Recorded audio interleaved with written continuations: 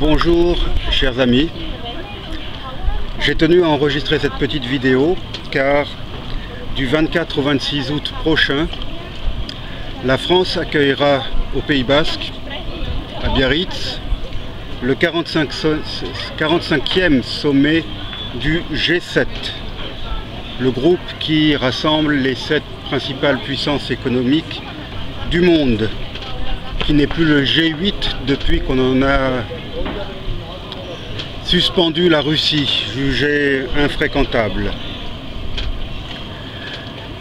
Le président Macron a jugé bon d'inviter un certain nombre de chefs d'État ou de responsables mondiaux qui ne font pas partie dont les pays ne font pas partie du G7. Je voudrais citer en particulier M. Scott Morrison, le Premier ministre australien, M. Narendra Modi, le Premier ministre indien, Sebastián Piñera, le président du Chili. Il a également jugé bon, et il a raison, d'inviter M. Pedro Sánchez, le président du Conseil espagnol. Je rappelle que l'Espagne est quand même la 4e puissance économique de l'Union européenne. Le président de la Commission de l'Union européenne sera également présent. Et en dehors des personnalités que je viens de nommer, le président Macron a voulu que l'Afrique soit présente. Là aussi c'est bien. Il a invité M. Cyril Ramaphosa, le président de la République d'Afrique du Sud. L'Afrique du Sud est la principale puissance économique de l'Afrique.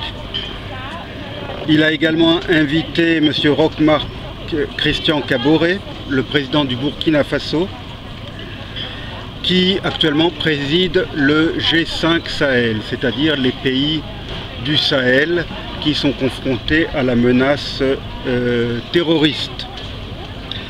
Il a également invité M.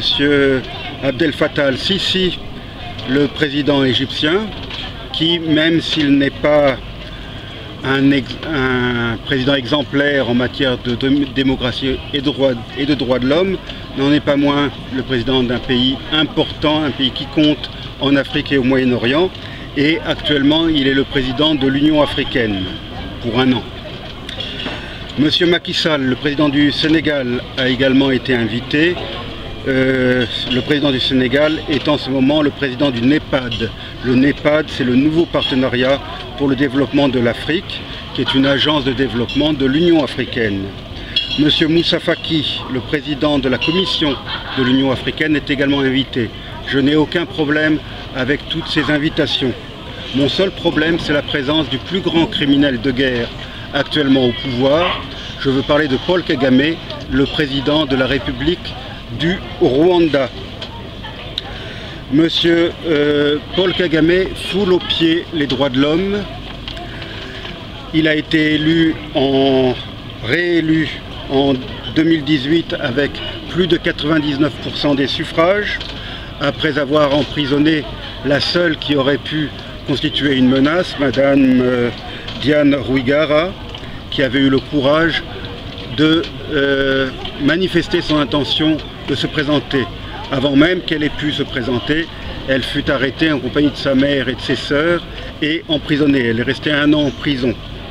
7 ans plus tôt, aux élections précédentes, le même scénario avait eu lieu, sauf qu'à l'époque, c'était une autre opposante, Madame Victoire Ingabire, qui avait fait la même tentative. Elle était rentrée d'exil pour se présenter aux élections.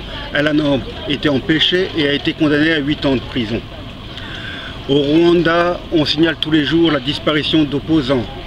On signale tous les jours des exécutions extrajudiciaires, alors que la peine de mort est censée avoir été abolie dans ce pays. Au Rwanda, les opposants sont soit morts, soit en prison, soit en exil. Et c'est ce président que M. Macron a jugé bon d'inviter, alors que le thème du sommet de Biarritz, c'est précisément de renforcer la démocratie.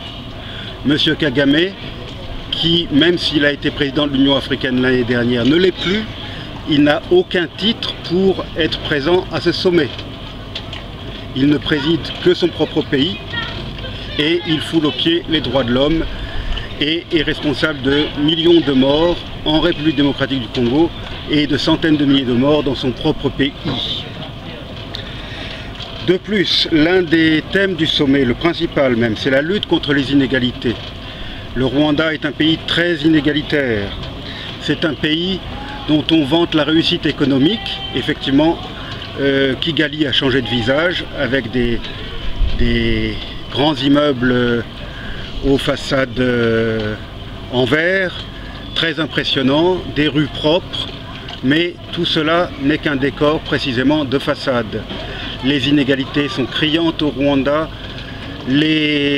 la malnutrition fait des ravages dans les zones rurales et M. Kagame a été jusqu'à trafiquer les chiffres qu'il fournit aux pays donateurs et en particulier à la Banque mondiale afin de pouvoir recevoir toujours plus d'aide. En 2018, la Banque mondiale a doublé son financement au Rwanda qui s'élevait cette année-là à 545 millions de dollars. Or, le Financial Times, dernièrement, vient d'apporter la preuve que le gouvernement rwandais avait truqué les chiffres qu'il présentait à la Banque mondiale et aux bailleurs de fonds afin d'obtenir davantage d'aide.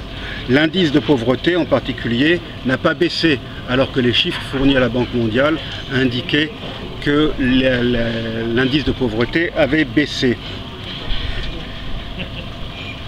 Inégalité au sein des vivants au Rwanda puisque la majorité de la population vit dans la pauvreté et qu'une élite proche du régime ou faisant partie du régime s'enrichit, mais inégalité également au sujet des morts, puisque au Rwanda on peut commémorer la mort des victimes du génocide des Tutsis, alors qu'il est impossible d'évoquer les massacres de Hutus et de Tutsis commis par le Front patriotique rwandais, l'ancien groupe rebelle de M. Kagame, actuellement au pouvoir. C'est pour cela que j'ai tenu à faire cette petite vidéo alors que la date du sommet approche. Je pense que les Français ne sont pas au courant du type de personnage qui va fouler le tapis rouge à Biarritz.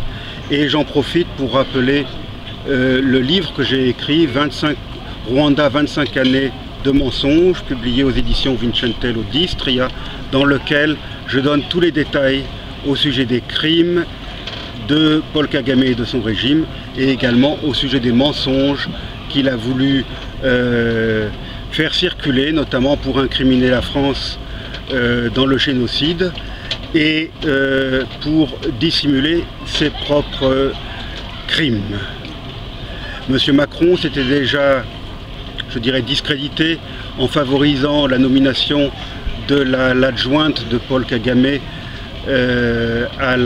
au secrétariat général de la francophonie. Il a réédité cette année en invitant M. Kagame à Biarritz. C'est une insulte pour toutes les victimes de Paul Kagame qui se comptent par millions. Je vous remercie pour votre attention.